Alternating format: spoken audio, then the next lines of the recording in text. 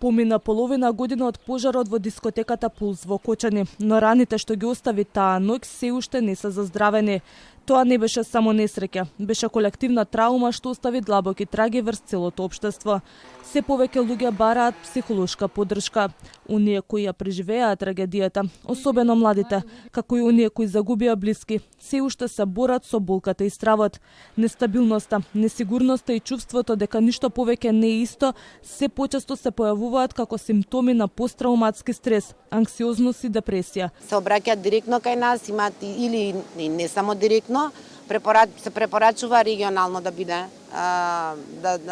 третманот психијатриско-психолошки, но имаме ние и пациенти и пациентки кои што се млади луѓе, кои што студираат тука, кои што живеат тука и на нив им е полесно и позгодно да бараат помош во Скопје, не само на клиника, туку генерално во Скопје.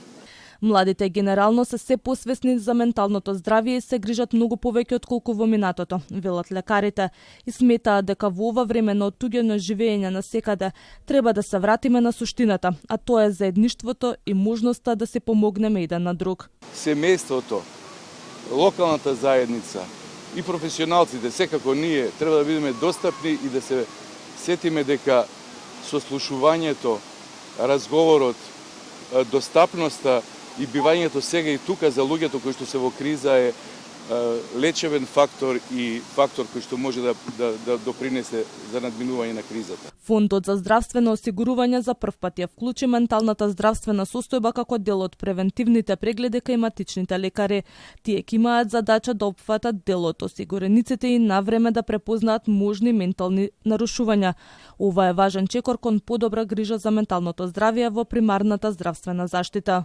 Вклучено е рано откривање на депресија кај млади до 35 години како превентивна цел и матичните лекари сите низ целата земја ќе имаат задача да поминуваат еден дел од осигурениците од граѓаните и да детектираат евентуално такви состојби.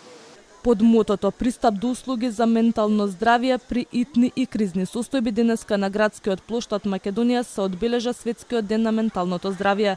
Целта е подигнување на свеста, а годинешното одбележување во фокусот ги става токму интервенциите во криза, како што е несреќата во Пулс во која загинаа 62 млади лица.